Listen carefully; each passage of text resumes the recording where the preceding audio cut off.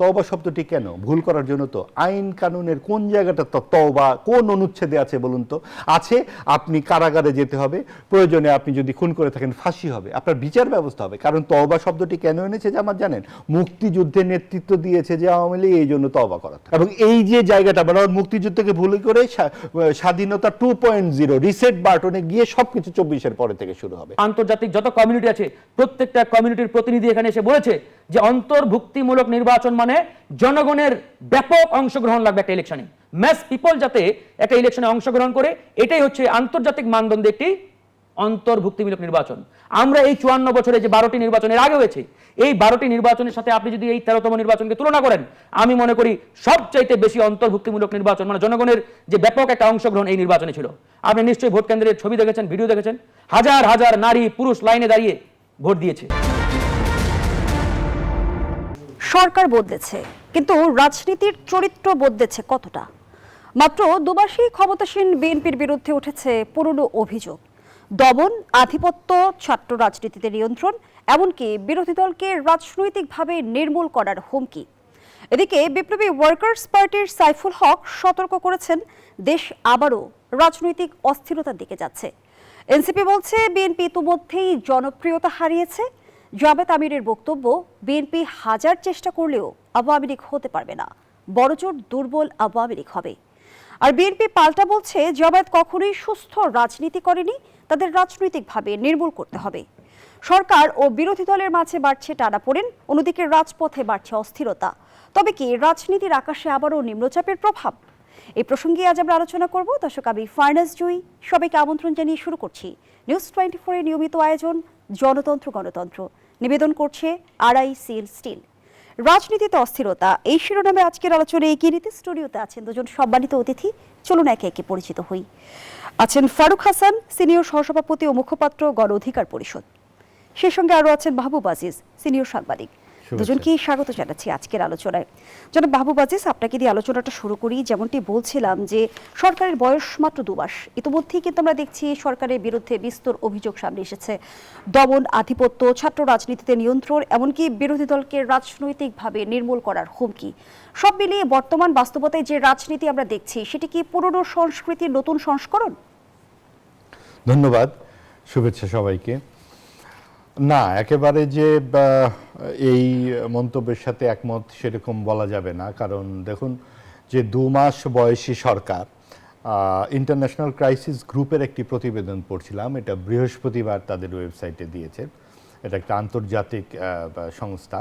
তারা বাংলাদেশের রাজনৈতিক যে প্রেক্ষাপট সেটা বর্ণনা করে তারা এই ধরনের একটি অভিমত দিয়েছে যে বাংলাদেশের যেই 24-এর গণ অভ্যুত্থানটা হয়ে গেল, মানুষের গণতন্ত্রের প্রতি যে আকাঙ্ক্ষা, তাতে কিন্তু অনেক ধরনের অভিপ্সা বা ইচ্ছা জেগে উঠেছে যে আগের সরকারগুলোর মতো জবরদস্তি করে বর্তমান সরকার পার পাবে না। এটা যেমন সত্য, একই সাথে বিরোধীরাও যেন তেনভাবে কিছু চাপ প্রয়োগ করেও কিন্তু পার পাবে না। যেমন ধরুন, এখন কিন্তু সাম্প্রদায়িক একটি শক্তি বিরোধী দলের জায়গায় আছে, ডানপন্থার যে একটি বিকাশ আমরা দেখতে পেয়েছি, সেটা যে কোনো কারণেই হোক, অনেকগুলো বাস্তবতার কারণেই একটি এমন একটি শক্তি এখন বিরোধী দলের জায়গায় আছে যাদেরকে আসলে বিশ্বাস করাটাও কঠিন। আপনি দেখুন, প্রধান বিরোধী দল যেটি আমাদের জামাতে ইসলামীর আমির সাহেব শফিকুর রহমান সাহেব কি বলেছেন গতকালকে, আপনি আজকের পত্রিকাতেও খবরগুলো আছে, যে তিনি 1200 শহীদের বাড়িতে গেছেন, 1200 শহীদের বাড়িতে।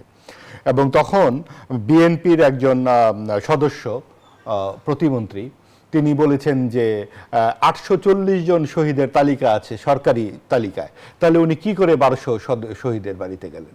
তিনি উত্তর দিয়েছেন, শফিক সাহেব উত্তর দিয়েছেন যে আমি 1200 শহীদের বাড়িতে গেছি কারণ হচ্ছে জাতিসংঘের যে রিপোর্ট তাতে কিন্তু 1400+ দেওয়া আছে, 2 দিন ইন্টারনেট বন্ধ ছিল, তখন আরও মানুষ খুন হয়েছে, কাজেই 1200 ঠিক আছে। কিন্তু আপনি একটু ভেবে দেখুন তো, 24-এর 5ই আগস্ট থেকে এই 27 তারিখ পর্যন্ত কয় দিন হয়? 631 দিন। আমি গুনেছি, 631 দিনে শফিক সাহেব 1200 শহীদের বাড়িতে চলে গেলেন। এর মধ্যে রাজনৈতিক টানাপোড়েন ছিল, নির্বাচনের প্রাক প্রস্তুতি ছিল, জাতীয় একটা নির্বাচন হয়ে গেল, 9 মাস তারা সংস্কার সংলাপ করলেন, এর মধ্যে তিনি 1200 বাড়িতে চলে গেলেন। এই ঘটনা প্রবাহগুলো জুলাই নিয়ে ক্রেডিটের রাজনীতির অংশ কিনা? আপনি দেখুন, শুধু না ক্রেডিটের সাথে এখানে কি তিনি আসলে সত্য কথা বলেছেন? যদি বলে থাকেন তাহলে তার এই 1200 শহীদ পরিবারের সঙ্গে তার ছবি কোথায়? তাহলে তো এই যে শহীদের তালিকা নিয়ে এত যে কথা হয় সেটাই তো বিহিত হয়ে যেত। তার মানে এখন প্রধান বিরোধী দলীয় নেতা শফিক সাহেবকে কিন্তু এই 1200 বাড়ির ঠিকানা দিতে হবে যে আমি এই 1200 বাড়িতে গেছি। কাজেই এই যে কথা বলা, অনেকগুলো আমরা যদি ধরতে যাই দেখা যাবে যে তাদের যে রাজনৈতিক যে মুনাফিকি তার সঙ্গে যেন মিল খুঁজে পাওয়া যায়। কিন্তু মাহবুব আজিজ, আমরা রাজনৈতিক দলগুলোর মাঝে এই প্রবণতা দেখেছি যে জুলাই নিয়ে কৃতিত্বের এক ধরনের লড়াই দেখেছি। দলগুলো না, দুটি দল। কিন্তু জানতে চাই জামাত যে এবং এনসিপি জুলাইকে সত্যিকার অর্থে ধারণ করছে কতটুকু? না, এখন ব্যাপারটা হচ্ছে কি, ধরুন 71-এর যে প্রত্যয় বা চেতনার কথা বলি, সব সময় দেখা গেছে একটা সময় আওয়ামী লীগ ছাড়া বোধহয় কোনো মুক্তিযুদ্ধের পক্ষের দল নাই। এটা যেমন 71-এর ব্যবসা প্রসঙ্গে চলে এসছে, এইবার এই 24-এর জুলাইয়ের আন্দোলনের পর সব কৃতিত্বই কিন্তু হাইজ্যাক করে নেবার চেষ্টা করলো এই সাম্প্রদায়িক শক্তি, বিশেষ করে জামাত এনসিপি। তাদের যে কথাবার্তা আমরা সংসদে দেখি, মনে হয় কি যাবতীয় আন্দোলন এরাই করেছে, এই দুটি দল করেছে। তা কিন্তু সত্য নয়। সবচেয়ে বেশি কিন্তু আন্দোলনে যুক্ত ছিল বিএনপি। তারা 13 থেকে 14 বছর টানা নির্যাতনের শিকার হয়েছে এবং দল মত নির্বিশেষে সকলেই 24-এর গণ অভ্যুত্থানে এবং যে গণজাগরণ আমরা দেখেছি, যে জনতা আমরা দেখেছি, তারাও তো আন্দোলনের শক্তি। আর আপনি দেখবেন সংসদে 12ই মার্চে যেই সংসদ শুরু হয়েছে সেখানে বিরোধী দলের আপনার যে ভূমিকা, সেই ভূমিকাতে আমরা কি দেখি? তারা অধিকাংশ সময় তারা কথা বলে যে জুলাই সনদের কি পরিস্থিতি। এর মধ্যে কিন্তু দাবি দাওয়া চলে এসেছে, প্রতিটি উপজেলায় একটি করে কক্ষ তারা চেয়েছে এমপিরা, এবং সেই কক্ষ পাশ হয়ে গেছে এবং সেখানে নাম দেওয়া হচ্ছে পরিদর্শন কক্ষ। যেহেতু এমপিদের উপজেলায় কক্ষ পাওয়ার বিধান নেই, পরিদর্শন কক্ষ তারা পেয়েছেন। এবং যেই গাড়ি তারা নেবেন না বলেছিলেন, শুল্কমুক্ত গাড়ি, সেই গাড়িও দাবি করে বসেছেন হাসনাত আব্দুল্লাহ, এনসিপির সদস্য। এবং সেই গাড়ি তারা বলেছেন আমরা তো গ্রামে যাব, আমাদের এলাকায় যাব, আমাদের তো গাড়ি নাই। কিন্তু এনসিপি তো বরাবরই নতুন রাজনীতির কথা বলে এসেছে, তাহলে পুরনো রাজনীতির বলয় থেকে বেরোতে পারছে কি? সেই সুবিধাভোগী রাজনীতির দিকেই কি অগ্রসর হচ্ছি আমরা? পুরনো রাজনীতিতে কিন্তু কক্ষ বরাদ্দের বিষয়টা ছিল না, এভাবে এলাকায় যাব গাড়ি চাওয়াই ছিল না। আপনি এলাকা থেকেই উঠে আসা এমপি, আপনি কেন গাড়ি চাইছেন? তাহলে আপনি নির্বাচনটা করলেন কি করে? আপনার যদি গ্রামে বসবারই জায়গা নাই তাহলে আপনি নির্বাচন করলেন কি করে? তার মানে আপনি গ্রাম চেনেন না। এই প্রশ্নগুলো কিন্তু সামনে চলে আসে। রাষ্ট্রের পৃষ্ঠপোষকতা ছাড়া কি তাহলে এমপিরা জনগণের কাছাকাছি যেতে পারছেন না? তার মানে কি তারা রাষ্ট্রের পৃষ্ঠপোষকতায় নির্বাচিত হয়েছেন? এই রূঢ় প্রশ্নগুলো সামনে চলে আসে। এগুলো হয়তো বা আমাদের তরুণ নেতৃত্ব বুঝতে পারছেন না যে তারা যখন এই ধরনের কথা বলছেন, আপনি নিজের এলাকায় যাবেন, এলাকায় তো এক বাড়ি থেকে আরেক বাড়িতে যাবেন, হেঁটে নিজের মতো ঘুরবেন, কারণ ওই এলাকার মানুষই আপনাকে সংসদে পাঠিয়েছে। আপনার এলাকার সাথে সম্পৃক্ততা কতটুকু, সেই শূন্য গর্ভ পরিস্থিতি কিন্তু বোঝা যাচ্ছে। আরেকটা জিনিস হয়ে যাচ্ছে, আপনার উপজেলা পরিষদ দখল করার একটা মানসিকতা দেখা যাচ্ছে। আপনি কেন এমপি, আপনি কেন্দ্র থেকে কেন প্রান্তিকে আপনি স্থানীয় সরকারে ঢুকে যেতে চাচ্ছেন? আপনি কেন্দ্র থেকে এসপি, তারপরে আপনার পুলিশ অফিসার, ডিসি, তাদেরকে কিন্তু এমপি বিভিন্ন ধরনের নির্দেশনা দিয়ে থাকেন। এমপি সাহেব যদি স্বয়ং উপজেলা পরিষদের কক্ষে বসতে শুরু করেন, উনি তো তাদেরকে ডেকে নিয়ে আসবেন, জেলা পরিষদের বা উপজেলার অনেকেই আসবেন, তখন তো আর উপজেলার যারা কর্মকর্তা থাকবেন তাদেরকে কি স্বাধীনতা বলে কিছু থাকবে? স্বয়ং এমপি যখন তার ক্ষমতা ও কর্তৃত্ব নিয়ে ওখানে বসবেন, উপজেলা তো গ্রাস করে ফেলবেন। কাজেই এটাও কেন দখল করতে হবে? স্থানীয় সরকার এমনিতেই আমাদের খুব ন্যূজ্য অবস্থায় আছে, আর দেশের যে অর্থনৈতিক পরিস্থিতি, তা এই প্রত্যেকটা উপজেলায় এই কক্ষবিলাসের কোনো মানে নেই। অসংখ্য ধন্যবাদ জানাচ্ছি। ধন্যবাদ জানাচ্ছি জনাব ফারুক হাসান। বিএনপি মহাসচিব জামায়াতকে নির্মূল করার কথা বলছেন, অন্যদিকে জামায়াত আমির বলছে বিএনপি শত চেষ্টা করেও আওয়ামী লীগ হতে পারবে না, বড়জোর দুর্বল আওয়ামী লীগ হবে। রাজনৈতিক অঙ্গনে এক ধরনের আমরা কথা লড়াই দেখছি। এই যে প্রতিপক্ষকে নির্মূল করার ভাষা আর আওয়ামী লীগের আমরা যদি রাজনীতির কথা বলি, তার মধ্যে আসলে পার্থক্য করতে পারেন কি? ধন্যবাদ আপনাকে, ধন্যবাদ নিউজ 24-এর সম্মানিত দর্শক এবং আমার সহ আলোচক মাহবুব আজিজ ভাই। শুরুতেই মাহবুব আজিজ ভাই বেশ কয়েকটি বিষয় সামনে নিয়ে আসছেন। তার মধ্যে আপনিও যে প্রশ্নটি করেছেন, আসলে দেখুন, জামাত ইসলামকে নিয়ে অনেক আলোচনা, অনেক সমালোচনা রাজনীতির মাঠে রয়েছে। এটা আমরা বিগত সময়েও করেছি, এখনো করছি, ভবিষ্যতে এটা চলমান থাকবে। এখন কথা হচ্ছে, এই মুহূর্তে জামাত ইসলাম বাংলাদেশের একটি প্রতিষ্ঠিত জনগণ কর্তৃক নির্বাচিত প্রধান বিরোধী দল। সুতরাং এরকম একটি লিগ্যাল পলিটিক্যাল বডিকে আপনি আসলে রাজনৈতিকভাবে মোকাবেলা না করে আপনি যে কায়দায় এই বক্তব্যটি দিয়েছেন যে তাদেরকে নির্মূল করতে হবে, মানে ওই যে আমরা গ্রামে মাঝে মাঝে বলি না যে অমুককে নির্বংশ করে দাও ইত্যাদি, মানে এই টাইপের একটা বক্তব্য আমাদের বিএনপির সম্মানিত মহাসচিব দিয়েছেন, এটা আসলে ওনার জায়গা থেকে দেওয়াটা কতটুকু রাজনৈতিকভাবে সঠিক হয়েছে এটা কিন্তু ইতিমধ্যে রাজনীতির মাঠে আলোচনা হচ্ছে। মানে আপনি যে পার্লামেন্টে দাঁড়িয়ে বক্তব্য দিচ্ছেন, যে পার্লামেন্ট গঠন করেছেন, সেই পার্লামেন্টেরই প্রধান বিরোধী দল, প্রধান বিরোধী পক্ষ আপনার অপোনেন্ট, আপনি আপনার অপোনেন্টকে নির্মূল করতে চান, আপনি মানে এটাকে মুছে ফেলতে চান। এটা তো আসলে একটা মানে অসম্ভব একটা চিন্তা। কারণ আপনি যেভাবে জনগণের ভোটে আজকে সরকার গঠন করেছেন, ঠিক একই কায়দায় তিনিও কিন্তু জনগণের ভোটে প্রধান বিরোধী দল। সুতরাং এই বক্তব্যটি উনি আসলে কতটুকু চিন্তা ভাবনা করে দিয়েছেন এটা আসলে আমার বোধগম্য না। বর্তমান বাস্তবতায় বিরোধী দল কতটা দায়িত্বশীল আচরণ করছে? Of course, এখানে আমি আসবো, বলছে যে আওয়ামী লীগের পথ অনুসরণ করছে বিএনপি। এবার আসেন, এই যে শহীদের সংখ্যা নিয়ে একটা ইতিমধ্যে ধরেন যে একটা বিতর্ক তৈরি হয়েছে, মাহবুব আজিজ ভাই এটা নিয়ে একটা এমন ভাবে নেগেটিভ দাঁড় করানোর চেষ্টা করলেন যে আসলে জামাতের আমির 1200 বাড়িতে গেছে নাকি 1000 বাড়ি, ডাজন্ট ম্যাটার, নাকি 500 বাড়িতে গেছে, বরঞ্চ এই যে শহীদের সংখ্যা নিয়ে যে একটা অলরেডি ধরেন যে একটা জনমনে একটা ধোঁয়াশা তৈরি করা যে আসলে কি 1400 মানুষ জীবন দিয়েছে, আসলে কি 1400 মানুষ শহীদ হয়েছে, এই যে জনগণের মধ্যে যে একটা কনফিউশন তৈরি করে দেওয়ার যে একটা প্রবণতা, আমি মনে করি এটা একটা নোংরা রাজনীতি, যেটা বিগত 54 বছর ধরে আমরা কিন্তু করে এসেছি। কিভাবে? ওই যে 71 শহীদের সংখ্যা নিয়ে একটা নোংরা রাজনীতি, কেউ বলে 30 লক্ষ শহীদ, কেউ বলে 3 লক্ষ, এই 3 লক্ষকে 3 মিলিয়ন বলে 30 বানিয়ে দিয়েছে ইত্যাদি ইত্যাদি। আমরা এরকম নোংরা রাজনীতি এই 2026 সালে এসে আর দেখতে চাই না। বাংলাদেশের 1400 না, আমি মনে করি 1400 চাইতেও বেশি মানুষ জীবন দিয়েছেন এই বাংলাদেশকে ফ্যাসিবাদ মুক্ত করতে গিয়ে।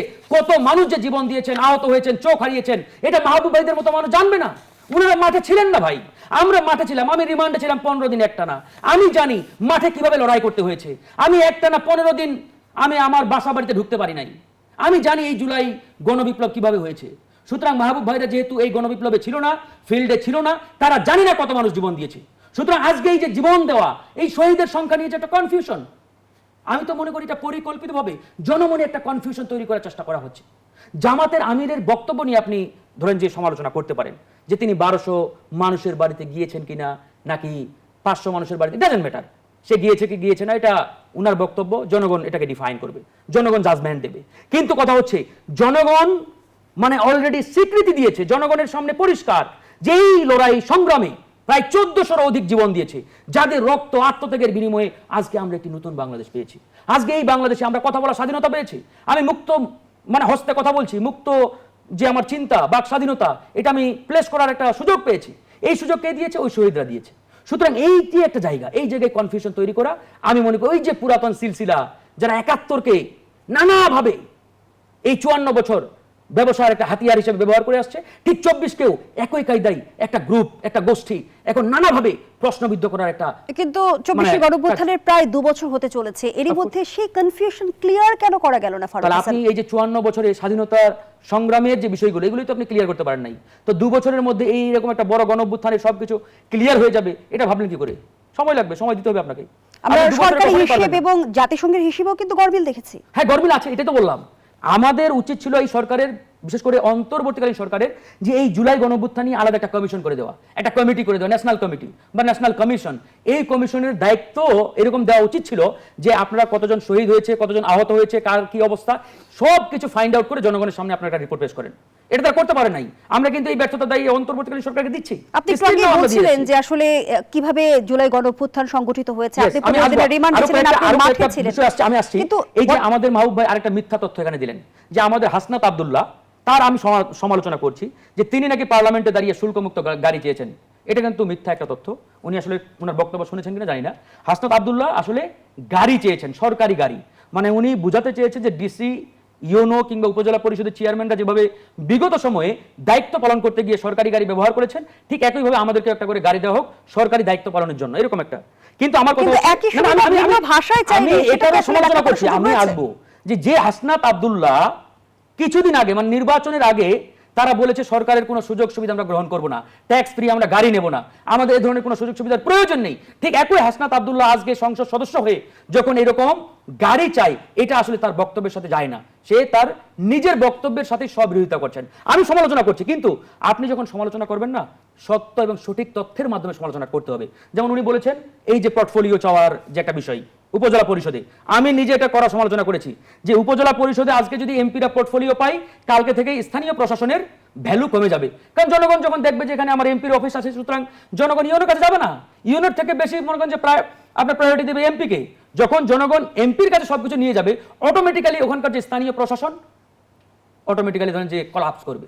তো আমরা এর বিরোধিতা করেছি। তো আপনি যখন বিরোধিতা করবেন ভাই, জেনে বুঝে সঠিক তথ্য দিয়ে বিরোধিতা করেন, মিথ্যা তথ্য দিয়ে কেন বিরোধিতা করছেন? হাসনাত আব্দুল্লাহ কোনোদিনই আপনার শুল্কমুক্ত গাড়ি চাই নাই, এমনকি আমরা সরকারকে স্যালুট জানিয়েছি।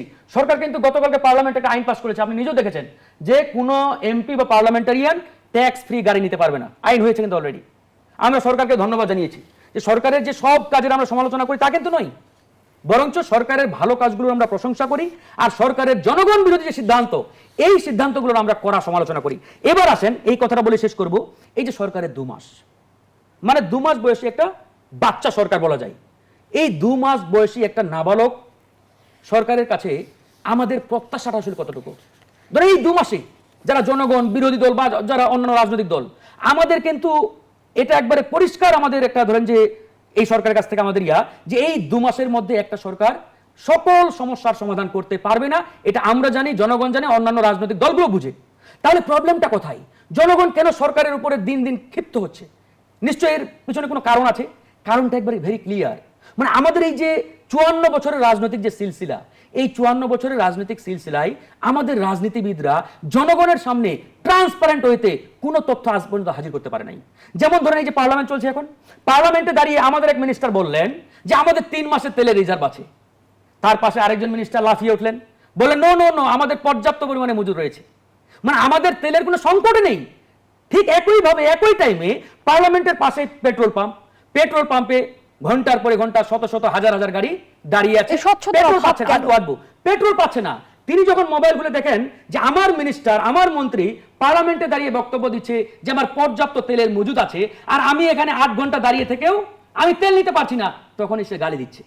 এই যে কথাটা এই জন্যই বললাম যে মিনিস্টাররা যখন বক্তব্য দেবেন, জনগণের সামনে যখন উপস্থাপন করবেন, ট্রান্সপারেন্ট হইতে সঠিক তথ্যের মাধ্যমে জনগণকে বোঝাতে হবে এই প্রবলেম আমার দেশের একার প্রবলেম না, এটা একটা গ্লোবাল প্রবলেম, বৈশ্বিক সমস্যা, আর এই গ্লোবাল প্রবলেম সমাধান করার জন্য আপনাদের সকলের সহযোগিতা দরকার। এরকম ভাবে ট্রান্সপারেন্ট হইতে জনগণের সহযোগিতা চাইলে জনগণ আপনাকে কোঅপারেট করতে বাধ্য। আপনি যেহেতু একা অক্ষম এই প্রবলেম সলভ করতে। ধন্যবাদ ফারুক হাসান। মাহবুব আজিজ, আমি নতুন করে প্রশ্ন রাখছি না, ফারুক হাসান অনেকগুলো প্রশ্ন উত্থাপন করেছে, সেই বিষয়ে যদি বলতেন। জি, 1 নম্বর পয়েন্ট হচ্ছে যে আসলে কথা বলার আগে খালি শব্দের সাথে সাথে একটু ভাবনারও দরকার আছে। আমি কিন্তু একবারও বলি নাই যে ওই শুল্কমুক্ত গাড়ি চেয়েছেন, না বলেছেন ভাই, না না রেকর্ড আছে। আরে ভাই আমি তো কি বলেছি আমি তো জানি, আপনি বললে তো হবে না, রেকর্ড আছে। আমি বলেছি কি আমরা গাড়ি চেয়েছি 70,000 টাকা একটা বার্ষিক ভাতা দেয়, আমি কেন এটা যাবো, আমি কি জানি না? আর একটা কথা আপনাকে বলি, আপনি তো বললেন যে এই গণ অভ্যুত্থানে আপনি কি করেছেন, আপনি আমাকে জাজ করছেন কেন? আমরা সাংবাদিক, আমাদেরটা লিখিত থাকে, এবং আমাদের সেখানে আপনি খালি যে দেখবেন ওই সময়ে জুলাই গণ অভ্যুত্থানে চলাচলে কোন সাংবাদিক বাই নেম কি লিখেছে, কাজে কার কি ভূমিকা ছিল, কি অবস্থান ছিল, এটা পরিষ্কার। এবং তখন কে কোন পত্রিকা কি ভূমিকা পালন করেছে, কে কোথায় লিখেছে, এগুলো সবাই জানে। কাজে এইভাবে বলার কিছু নাই, আপনি জানেন না আমি জানি অমুক তমুক, কাজে এইভাবে কথা বলাটা ঠিক না। 1 2 নাম্বার হচ্ছে আমি কি বলেছি, আমি বলেছি যে হাসনাত আব্দুল্লাহ গাড়ি চেয়েছে, এবং গাড়িটা সে কেন চেয়েছে, বলেছে আমরা গ্রামে যেতে আমাদের একটা গাড়ি দরকার, যেভাবে অন্যরা পায় ইউএনওরা চায় সেভাবেই গাড়ি চেয়েছে। কিন্তু প্রশ্নটা হচ্ছে তারা যদি এখন গাড়ি চায় তাহলে তারা নির্বাচনটা করলো কি করে, এই হচ্ছে আমার প্রশ্ন। তখন গাড়িটা পেলো কোথায়? এইভাবেই ওই যে সেই গল্পের রাজার মতো, রাজা তোমার কাপড় কোথায়, বেরিয়ে আসছে গল্প যে রাজা তোমার ভোটটা কি করে, তুমি তো গাড়িই নাই, তাহলে তখন তুমি ভোট করলে কি করে? এই হচ্ছে প্রশ্ন, বুঝতে হবে কি কারণে প্রশ্নগুলো করা হচ্ছে। আরেকটা বিষয়, শহীদের সংখ্যা নিয়ে কোনো বিতর্ক করি নাই ভাই, খুব সামান্য একটা রসিকতা করেছি। হিউমার সেন্স থাকতে হবে তো। 631 দিন হয়েছে আজকে গণ অভ্যুত্থানের, 631 দিনের মধ্যে এই 9 মাস সংলাপ, নির্বাচন, পারিবারিক জীবন যাপন করে 1200 শহীদের পরিবারে যাওয়ার মতো সময় কিভাবে বের করলেন জামাতের আমির, সেই হিসাব দেন। এবং সেই 1200 বাড়ি বা 12টি বাড়িতে গেছেন তার ঠিকানা দেন। আমরা সেটা চেয়েছি, খালি একটা দাবি করলেই হবে না। আপনি বলে দিলেন 1200 বাড়িতে গেছি, এটা কি সম্ভব নাকি 631 দিনে এই 1200 বাড়িটিতে যাওয়া? এটা কোনো মানুষের পক্ষে সম্ভব? খালি একটা কথা বললেই হলো? এটার সাথে আপনার শহীদের সংখ্যার কি সম্পর্ক, মুক্তিযুদ্ধের বিতর্কের কি সম্পর্ক, আগস্টের শহীদকে ছোট করার কি সম্পর্ক? খালি চিৎকার করলেই হলো একটা কথা। আপনি 631 দিনে আপনি দাবি করবেন আর এটা হয়ে গেল? হয় না, এভাবে হয় না। আপনাদেরকে বুঝতে হবে আপনারা একটা শূন্যস্থান তৈরি করতে যাচ্ছেন। যারা চিৎকার করছেন, সেই শূন্যস্থানটা হচ্ছে কাউকে কাউকে ফ্যাসিস্ট বলা। আপনি যাকেই তাকে ফ্যাসিস্ট বলে দিচ্ছেন এবং জাজ করছেন, আপনি এটা করেন না, আপনি এটা করেন না। আপনি জানেন কার কি ভূমিকা আছে। কিন্তু মাহবুব আজিজ, এই ট্যাগিং কালচারের দায় আসলে কার উপর বর্তায়? প্রশ্নটি রাখছি আমি, বিস্তারিত ব্যাখ্যা শুনবো বিরতির পর। তো জনতন্ত্র গণতন্ত্রের এই পর্যায়ে একটা বিরতি নিচ্ছি, সাথেই থাকুন। আবার আমন্ত্রণ, দেখছেন নিউজ 24 এর নিয়মিত আয়োজন জনতন্ত্র গণতন্ত্র, নিবেদন করছে RICL স্টিল। আমরা আবারও ফিরছি আলোচনায়। জনাব মাহবুব আজিজ, যে প্রশ্নটি রেখে বিরতিতে গিয়েছিলাম, আমরা কিন্তু বেশ কিছুদিন যাবতই দেখছি এক ধরনের ট্যাগিং কালচার রাজনৈতিক অঙ্গনে। রাজাকার, দোসর, ফ্যাসিবাদ এবং সবশেষ গুপ্তকে কেন্দ্র করে তো আমরা দেখলাম শিক্ষাঙ্গনে উত্তপ্ত পরিস্থিতি বিরাজ করছে। এই যে ট্যাগিং কালচার, রাজনৈতিক দলগুলো কি এর দায় এড়াতে পারে? রাজনৈতিক দলগুলোই তো এগুলো করে থাকে এবং এটা হলো আদর্শহীন রাজনীতির একটা প্রতিফলন। আপনি দেখুন, যখন আওয়ামী লীগ একাধারে 3টি নির্বাচন করলো নিজেদের মতো করে, আমি ডামি নির্বাচন, রাতের বেলায় নির্বাচন, তখন এটার বিরোধিতা করলেই তারা বলতো তুমি জামাত শিবির এবং অগ্নি সন্ত্রাসী, এই কথা বলা হতো। তারপর যেই অন্তর্বর্তীকালীন সরকারের সময় মুক্তিযুদ্ধের উপরে আক্রমণ, স্থাপত্য ভাঙা, মাজার ভাঙা, ইতিহাস বিকৃতি করা, 32 নম্বর ভাঙা, যখন এগুলো বলা হলো যেগুলো কেন কেন কেন কেন কেন এগুলো করা হচ্ছে, আপনি কেন মুক্তিযুদ্ধের উপরে আমাদের ঐতিহ্য, নিদর্শন, পরম্পরাতে আঘাত আনছেন, এই ভারতীয় দোসর, আওয়ামী লীগের দোসর, এই করা হচ্ছে। এবং যখনই আপনার তারপরে যখন এই যে আমরাও মামুদের নির্বাচনের মতো করা হয়ে গেল কিন্তু ব্যবস্থাটি, আপনি দেখুন যে 33টি রাজনৈতিক দল মিলে ঠিক করলো এটা জাতীয় ঐক্যমত্য কমিশন। কি করে এটা জাতীয় ঐক্যমত্য কমিশন হয়? আপনি 54টি নিবন্ধিত দলের মধ্যে 33টি মিলেই ঠিক করবেন যে, এবং সেখানে কোনো নারী সদস্য নেই। যখন আপনারা এইগুলো করা হলো, সংস্কারগুলো করা হলো, নারী সংস্কার কমিশনের রিপোর্টকে ফেলে দেওয়া হলো, আজে বাজে কথা বলা হলো, অশালীন আক্রমণ করা হলো, সেগুলো নিয়ে কোনো কথা হলো না। এবং সেই জায়গায় আপনি দেখুন যে জাতীয় ঐক্যমত্য কমিশন তারা তৈরি করলেন বিভিন্ন রকম নিয়মকানুন করে, আওয়ামী লীগকে নিষিদ্ধ করা হলো এবং তারা মিলে বৈঠকে ঠিক করে ফেললো যে আওয়ামী লীগ নির্বাচনে অংশগ্রহণ করতে পারবে না। আওয়ামী লীগের যেই নেতৃত্ব গণহত্যার সঙ্গে জড়িত, তার জন্য আপনি বিচার করুন। সেই বিচারও তারা কোথায় করতে গেল? অন্তর্বর্তীকালীন সরকার আন্তর্জাতিক যুদ্ধাপরাধী ট্রাইব্যুনালে বিচার করতে গেল এবং সেখানে দুটো বিচারকে এমন সাথে একই জায়গায় করে দুটোকেই একটা অর্থহীন অবস্থায় নিয়ে ফেললো। এখন পর্যন্ত এই 18 মাসে কোনো শক্ত কোনো অভিযোগ কোনো দোষী ব্যক্তির উপর তারা করতে পারলো না। এখন পর্যন্ত ঠিকঠাক মতো কোনো বিচারের এগেইনস্টে কাউকে কিন্তু জেলে পড়া হয়নি। সব ওভাবেই ঝুলন্ত অবস্থায় আছে, 18 মাস ধরে আছে, ঠিক মতো কোনো কাঠামোর মধ্যে তাদেরকে ফেলা যায়নি। তার মানে কি দাঁড়ালো?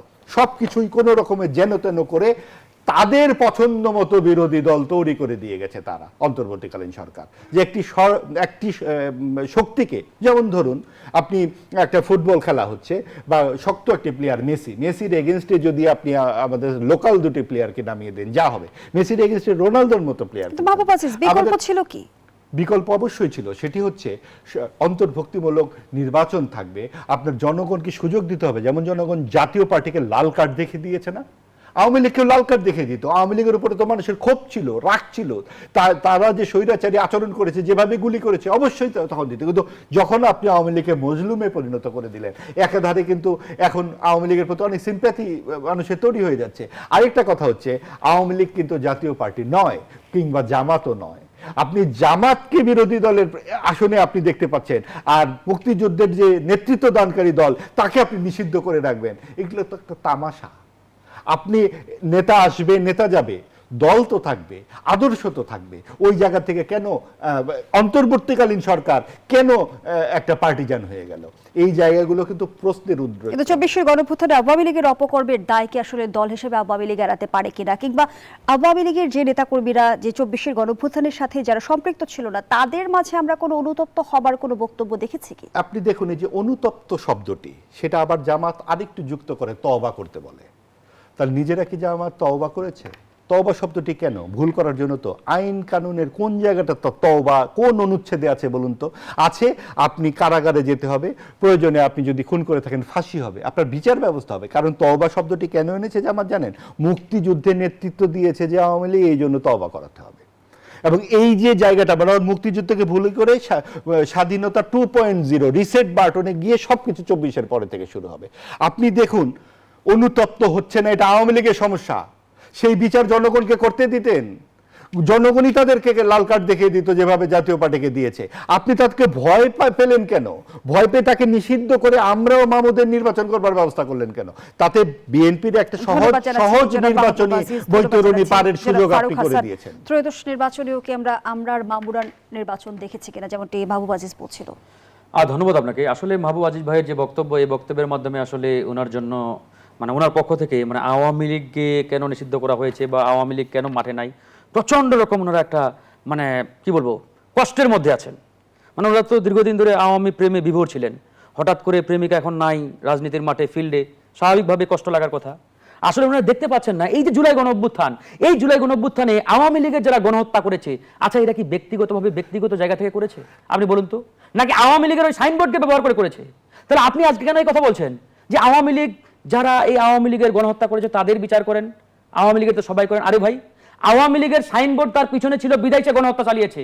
আজকে আওয়ামী লীগের যে সকল নেতাকর্মী গুলি চালিয়েছে, সন্ত্রাসবাদী কার্যক্রম করেছে, মায়ের বুক খালি করেছে, তারা কারা? তারা কেন করেছে? কি কারণে করেছে? কারণ তার পিছনে আওয়ামী লীগের সাইনবোর্ড ছিল। সে আওয়ামী লীগের নেতাকর্মী, ছাত্রলীগের নেতাকর্মী, যুবলীগের নেতাকর্মী, এই সাইনবোর্ডটা থাকার কারণেই সে গণহত্যা করেছে। সুতরাং আজকে আপনি এটাকে ওই সাইনবোর্ড থেকে মানে ব্যক্তি পর্যায়ে নিয়ে গিয়ে এটাকে হালকা করার একটা চেষ্টা করবেন। What is this? আজকে আপনি জামাত ইসলামকে তো একই কথা বলেন যে জামাতের বিচার করতে হবে। জামাত যখন নিষিদ্ধ হলো তখন আপনি কেন চুপ ছিলেন? আপনারা বলেছেন যে জামাত ইসলাম তো এই কাজ করে নাই, জামাতের যারা ব্যক্তি এই কাজগুলো করেছে তাদের বিচার করেন। তখন কিন্তু আপনাদের মুখ বন্ধ ছিল, কুলুপ পেটে বসেছিলেন। আমি জামাতের পক্ষে বলছি না, আমি শুধু এই এক্সাম্পলটাকে রিলেট করার জন্যই বললাম যে আওয়ামী লীগ বিগত জুলাই গণঅভ্যুত্থানে যা করেছে আওয়ামী লীগের সাইনবোর্ডকে ব্যবহার করেই করেছে। এখানে ব্যক্তিগত পর্যায় থেকে, ব্যক্তিগত জায়গা থেকে কেউ কিছু করে নাই। বিকজ অফ তাদের পিছনে আওয়ামী লীগের মতো একটা বড় সাইনবোর্ড ছিল, পাওয়ার ছিল, ব্যাকআপ ছিল, শেল্টার ছিল, বিধায় তারা এই অপকর্মগুলো করেছে। সুতরাং আজকে ওই ব্যাকআপ এবং শেল্টারের জায়গা থেকে মূল সাইনবোর্ডটার বিচার করতে হবে, যেটা করেছে। এখন আপনি আসলেন এই নির্বাচন নিয়ে, এই নির্বাচন নাকি অন্তর্ভুক্তিমূলক হয় নাই। আপনি মাহবুব আজিজটি ঠিক করবেন যে অন্তর্ভুক্তিমূলক নির্বাচন মানে কি? জাতিসংঘ, আন্তর্জাতিক যত কমিউনিটি আছে প্রত্যেকটা কমিউনিটির প্রতিনিধি এখানে এসে বলেছে যে অন্তর্ভুক্তিমূলক নির্বাচন মানে জনগণের ব্যাপক অংশগ্রহণ লাগবে একটা ইলেকশনে।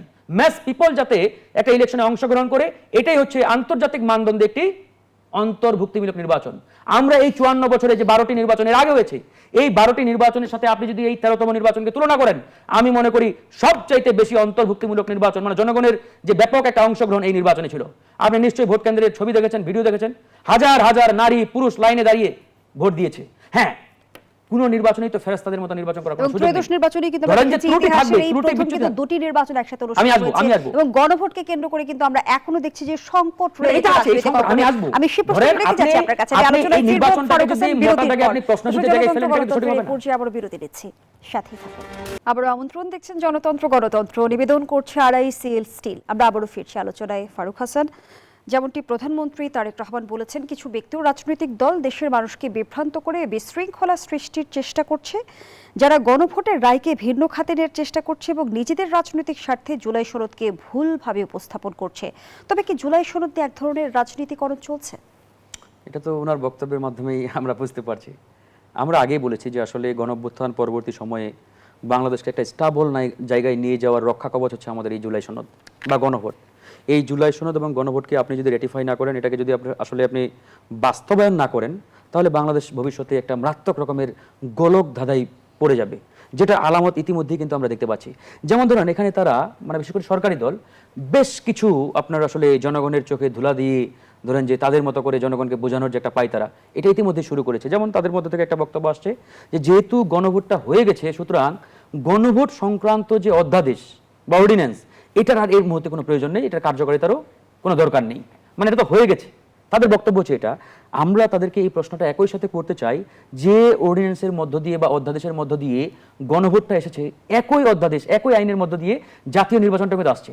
ধরেন ওই আইন অনুযায়ী গণভোট হলো, জাতীয় নির্বাচন হলো। আসলে এর পরের স্টেজটা কি? পরের স্টেজ হচ্ছে, যেমন আপনি জাতীয় নির্বাচন করছেন, আপনার দল সংখ্যাগরিষ্ঠতা পেয়েছে, তার মানে আপনি সংখ্যাগরিষ্ঠতার জোরে সরকার গঠন করলেন, শপথ নিলেন, এখন আপনি পার্লামেন্টের অধিবেশন ডেকে পার্লামেন্টে ডিবেট করছেন। তো একই সাথে একই আইনটা কিন্তু ওই গণভোটের ক্ষেত্রেও প্রযোজ্য। মানে গণভোট হয়ে গেছে, দ্যাট মিনস ওই আইনের বাস্তবায়ন আর প্রয়োজন নেই, ওটাকে রেটিফাই করতে হবে না। এটা একটা ভোগাস তথ্য। মানে আপনি জনগণকে কি বুঝাতে চান? আপনি যখন জনগণের সামনে এই বিষয়টা ক্লিয়ার করবেন যে হ্যাঁ ইয়েস আমি গণভোটের পক্ষে, মানে আমি এই গণভোটটাকে বাস্তবায়ন করতে চাই, তাহলে আপনাকে এই গণভোটের যে পরের স্টেজ, কিন্তু বিএনপি সরকার তো বারবার বলছে তারা গণভোটে হার যুক্ত জুলাই হয়েছে, সনদ বাস্তবায়ন করবে। একই তো কথা, জুলাই সনদ মানে গণভোট, গণভোট মানে জুলাই সনদ, দুটা একটার আরেকটার পরিপূরক। তো আপনি যখন গণভোটটাকে মেনে নিচ্ছেন, তার মানে গণভোটের পরের স্টেজটা কি? পরের স্টেজ যেহেতু গণভোট জয়যুক্ত হয়েছে, তার মানে আপনার এই গণভোটে যারা এমপি নির্বাচিত হয়েছেন বা আপনার এই গণভোটে যারা জয়যুক্ত হয়েছেন, আপনাদেরকে শপথ নিতে হবে। শপথ নিয়ে এই গণভোটের যে পার্লামেন্ট অর্থাৎ সংবিধান সংস্কার সভা, এই সভার আপনার অধিবেশন ডাকতে হবে। অধিবেশন ডেকে যে সকল বিষয়ে সংস্কারের ইতিমধ্যে আমরা ধরেন যে চূড়ান্ত পর্যায়ে আসছি, জুলাই সনদে যেগুলো ইতিমধ্যে অন্তর্ভুক্ত হয়েছে, এগুলোকে রাটিফাই করতে হবে। সরকারের তরফ থেকে তো আইনি প্রক্রিয়ার একটা ব্যাখ্যা দেওয়া হয়েছে। ওভাবে পারবে না। এই যে তারা বলছে, দেখেন প্রথমে আমাদের কথা ছিল কি সংস্কার, এখন কিন্তু বিএনপি গভর্নমেন্ট সরকার ফর্ম করে তারা কিন্তু সংস্কার শব্দটার মধ্যে আর নাই, তারা এখন সংশোধনীতে চলে গেছে। আমি আজকের এই টকশোর মাধ্যমে চ্যালেঞ্জ দিয়ে বলতে পারি, বিএনপি যে তার নির্বাচনী ইস্তেহার দিয়েছে, এই ইস্তেহার বা ম্যানিফেস্টো আপনার তাদের এই সংশোধনী দিয়ে তারা বাস্তবায়ন করতে পারবে না। কারণ এই ম্যানিফেস্টোতে এমন কিছু আপনার সাংবিধানিক বিষয় রয়েছে যেগুলো ইমপ্লিমেন্ট করতে গেলেই তাদেরকে ওই সংস্কারে যেতে হবে, মানে সংবিধান সংস্কার সভায় যেতে হবে। এটা আমাদের এই জেনারেল অ্যাসেম্বলি দিয়ে বা সাধারণ পার্লামেন্টের মধ্য দিয়ে আমরা ওগুলো রেটিফাই করতে পারবো না, বাস্তবায়ন করতে পারবো না। মাহবুব আজিজ, একটা বিষয় আপনার কাছে প্রশ্ন রাখতে চাই। এপ্রিল মাসে বোয়িং থেকে 14টি উড়োজাহাজ কিনছে সরকার, এর জন্য খরচ হবে 30 থেকে 35 হাজার কোটি টাকা। বর্তমান অর্থনৈতিক বাস্তবতা যদি আমরা দেখি, আমরা দেখছি যে অর্থনীতিতে এক ধরনের টানাপোড়েন চলছে। এই বাস্তবতায় আসলে এ ধরনের সিদ্ধান্ত উচ্চভিলাষী হতে যাচ্ছে কিনা? দেখুন, এই ঘটনাগুলো তো আসলে পূর্বের নানান রকম সিদ্ধান্তের ধারাবাহিকতা। ভাই যেমনটি বলেন, মায়ের বুক খালি করেছে, তারপরেও প্রেমিকার মতো করে আওয়ামী লীগের কথা বলছি। তো মায়ের বুক খালি হয়েছে 2000, আপনারা বলছেন 30 লক্ষ যে নিহত হলো, যারা এই জন্য দায়ী, সেই জামাতে ইসলাম যখন প্রধান বিরোধী দল হলো, তখন আপনাদের চোখে পড়ে না? আমি একটিও কথা বলিনি আপনার সঙ্গে, আপনি শুনেন, কথা শুনেন। চালনি বলে সুই তোর পেছনে ফুটো, এবং এই যে বিষয়গুলা কে কাকে বললো না বললো, আপনি কি করেছেন সেটা দেখেন না, আমি কি করেছি সেটা দেখি না, আমার বিবেকটা কোথায়? এবং ওই জায়গাতে আপনি যখন জামাতকে আপনি পাশ করে দিবেন, তখন আপনার কোনো সমস্যা হয় না, আপনার আওয়ামী লীগের ব্যাপারে সমস্যা হয়। আবার আওয়ামী লীগের সময় বিএনপিকে আপনি নির্বাচনে আসতে দিবেন না, আবার বিএনপির সময় আওয়ামী লীগকে আসতে দিবেন না। এই তো আমাদের প্রতিহিংসার রাজনীতি। এইটার কথাই আমরা বলছি অন্তর্ভুক্তিমূলক সমাজের আকাঙ্ক্ষা। এটা আপনাকে সবাইকেই নিয়ে কাজ করতে হবে। এবং আপনি দেখুন, এখানে অন্তর্বর্তীকালীন সরকার করলোটা কি? একটা কথা আছে না, কুজোর আবার চিত হয়ে ঘুমানোর শখ। আপনার দেশে নাই গণতন্ত্র, বাক স্বাধীনতা, আপনি সংস্কার করে আপনার বদিউল আলম মজুমদারের সুজনকে 2.5 কোটি টাকা দিয়ে দিয়েছেন। আপনি বাংলাদেশ ব্যাংক থেকে 1 কোটি টাকা দিয়েছেন আপনার বৈষম্য বিরোধী ছাত্র আন্দোলনকে। কেন? হ্যাঁ ভোটের জন্য। আপনি স্বয়ং সরকার হ্যাঁ ভোটের পক্ষে, সবগুলো রাজনৈতিক দল আপনারা জাতীয় ঐক্যমতরা হ্যাঁ ভোটের পক্ষে। তাহলে গণভোট করার আপনার দরকার কি ছিল? এই গণভোটের 3 কোটি ভোট কোথার থেকে আসলো? না ভোট, এগুলো কারা? তার মানে আপনারা যদি হ্যাঁ হ্যাঁ করতে থাকেন, তাহলে এই 3 কোটি লোক কই? এই 3 কোটি লোককে আপনি পানিতে দিয়ে দেন। তাহলে একটা দেশের সংবিধান আপনারা পাল্টে ফেলবেন, সেখানে ধর্মনিরপেক্ষতা আপনারা উঠিয়ে দিচ্ছেন। 3 কোটি লোকের কথা আপনারা শুনবেন না নাকি? সেটাও ফ্যাসিবাদের দোষর সবাই। তো ফ্যাসিবাদী যদি হয়ে যায়, আজকে আওয়ামী লীগ করলে 14 বছরের জেল, অত বড় জেলখানা কই পাবেন ভাই? 14 বছর করে জেল করতে হলে 3 কোটি লোককে যদি আপনি জেলে দেন, আপনি তো জেলখানাই হয়ে যাবে পুরো দেশটা। কাজেই দেখুন, আপনারা যখন কথা বলেন, আপনার হাতে যুক্তি কতখানি থাকে। আপনি যখন বলছেন বাক স্বাধীনতার কথা, আপনি কথা বললে বলছেন আপনি ফ্যাসিবাদের দোষর, আপনার প্রেমিকা। তাহলে আপনি কোন বাক স্বাধীনতার কথা আপনারা বলেন? আপনার ট্যাগের রাজনীতি করেন, আপনার বিরুদ্ধে গেলে সেটা ফ্যাসিস্ট হয়ে যায়, আবার আপনার পক্ষে গেলে সেটা খুব গণতন্ত্রের কথা হয়। আপনি নির্বাচন দেবেন এবং সেই নির্বাচনে সকলে অংশগ্রহণ করবে। সরকার কি কারণে এই সুনির্দিষ্ট একটা বিভাজন তৈরি করলো রাজনৈতিক ক্ষেত্রে? সে তো আওয়ামী লীগও না, সে তো বিএনপিও না, সে তো জামাতও না। কিন্তু এই অন্তর্বর্তীকালীন সরকারের যারা আপনি দেখেন সহযোগী ছিল, তারা কি কারণে হ্যাঁ ভোটের জন্য কোটি কোটি টাকা পেল আপনি বলুন? আজকে তো এই সমস্ত ফারুক হাসান। ধন্যবাদ আপনাকে। গণভোটের পক্ষে ধরেন যে সরকার যেটা করেছে, আমি মনে করি সরকার সঠিক কাজটি করেছে। কারণ আজকে দেখেন, এই সরকার যে ফরম্যাটে, যে মাধ্যম দিয়ে বা যে কায়দায় আসছে, সুতরাং এই সরকারের যে ভ্যালিড লিগালিটি বা আইনগতভাবে যদি আমরা চিন্তা করি, আইনগত যে বৈধতা, এই বৈধতার ফাউন্ডেশনটা হচ্ছে কিন্তু এই গণভোট। সুতরাং এই গণভোট যদি না হইতো বা এই গণভোট যদি না হয়, তাহলে এই সরকার ভবিষ্যতে প্রশ্নের মুখোমুখি হবে। আর এই সরকার যদি ভবিষ্যতে প্রশ্নের মুখোমুখি হয়, তাহলে এই সরকার অনুসৃত যতগুলো সিদ্ধান্ত বিগত সময় তারা নিয়েছে, বিশেষ করে এই যে ত্রয়োদশ জাতীয় সংসদ নির্বাচন, এটাও প্রশ্নের মুখে পড়বে এবং ভবিষ্যতে যে কেউ এটাকে আইনগতভাবে চ্যালেঞ্জ করতে পারে। তো সুতরাং এই চ্যালেঞ্জের জায়গা তো আমরা রাখবো না, ধন্যবাদ জানাচ্ছি কারণ এই ফারুক হাসান সরকার মাহবুব আজিজ, আপনার জনগণের বক্তব্য নিয়ে অভিপ্রায়ের শেষ করব। ভিত্তিতে আসছে। সুতরাং জনগণের এটা এই সরকারের দায়িত্ব ভাই গণভোটকে হ্যাঁ জয়যুক্ত করা। কিন্তু সুতরাং ওই যে সরকার সেটা 3 করেছে। কোটি মানুষ যে না ভোট দিয়েছে, মাহবুব আজিজ যেমনটি বলছিল, তারা আসলে কারা? তারা কারা? যারা ধরেন যে গণভোট চাই নাই, যারা মনে করছে জুলাই সনদ আমরা এই মুহূর্তে বাস্তবায়ন চাই না। সবাই যে জুলাই সনদের পক্ষে তা তো না। বাংলাদেশের 18 কোটি জনগণ, তার মধ্যে বোধহয় সম্ভবত 13 কোটি ভোটার। 13 কোটি ভোটারই কি আপনার গণভোটের পক্ষে থাকবে? অবশ্যই না। এবং সেই কারণে সংবিধান সংস্কারের মতো একটা জায়গায় এই যে আপনার 3 কোটি লোক যারা না ভোট দিয়েছে এবং 6 কোটি লোকরা ভোটে অনুপস্থিত ছিল, এই সব মিলে 9 কোটি লোকের মতামতকে উপেক্ষা করে এই গণভোটের রায়কে হ্যাঁ বলার কোনো যুক্তিসঙ্গত কারণ থাকতে পারে না। এটা সেই অন্তর্বর্তীকালীন সরকার যারা সাম্প্রদায়িক শক্তিকে এই দেশে প্রতিষ্ঠিত করতে চেয়েছে, যারা নিজস্ব এজেন্ডা প্রতিষ্ঠিত করতে চেয়েছে, তারাই এই বোয়িং কেনাচ্ছে আমাদের জোর করে। আলু পটলও কেনাবে তারা আমরা কোথার থেকে তেল আনবো না আনবো সেটাও। তারা যে ভারতের কাছে দেশ বিক্রির কথা বলেছে, জুজু দেখিয়েছে, তারা আসলে দেশটা কার কাছে বিক্রি করেছে।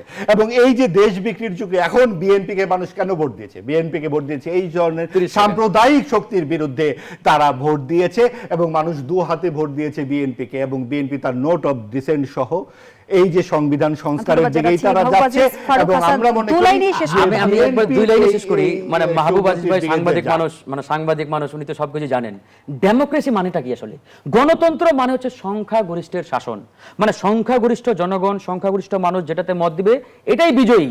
এখন 100 জনের মধ্যে ধরেন 100 জনেই যেটা বলবে এটা মানেই গণতন্ত্র, এরকম গণতন্ত্র পৃথিবীর কোথাও নেই। এবং আমেরিকার এইজন্য আমি বলছি আমেরিকার বাংলাদেশে যেখানে 70% মানুষ ভোট দিয়েছে এটাই গণতন্ত্র। যাদের ভোটার না তারা ভোটার না, ভাই যারা ভোটার না তারা ঠিক করবে যে কোন দল নির্বাচনে থাকবে আর থাকবে না। How funny. এবং তারা এই আলী রিয়াদ সাহেব মানে আপনার কাছ থেকে গণতন্ত্র আলী রিয়াদ সাহেব কে?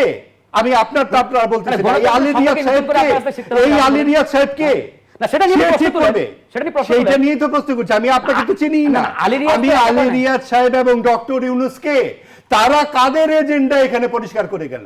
এবং এই ডক্টর ইউনূস আমাদের মুক্তিযুদ্ধকে বুঝিয়ে দিয়ে জনগণের সামনে থ্রো করেন, জনগণের সামনে জনগণ জানে না, জনগণ বলেই তো 3 কোটি আপনি বলতেন। এবং সরকার 3 কোটি কেন বিজয়ী হলো না ভাই? স্বয়ং 3 কোটি কেন বিজয়ী হলো না আপনার? শুনেন, সরকার স্বয়ং হ্যাঁ ভোটের পক্ষে দালালি করবার পরও 3 কোটি লোক আমাদের আয়োজনের একেবারে শেষ পর্যায়ে মাহবুব আজিজ, ধন্যবাদ জানাচ্ছি। যখন পার্টিজান হয়ে যায় এই ভোট হয়। গণতন্ত্রের আজকের আয়োজন। ধন্যবাদ এতক্ষণ আমাদের সাথে কেন দিয়েছে সরকার?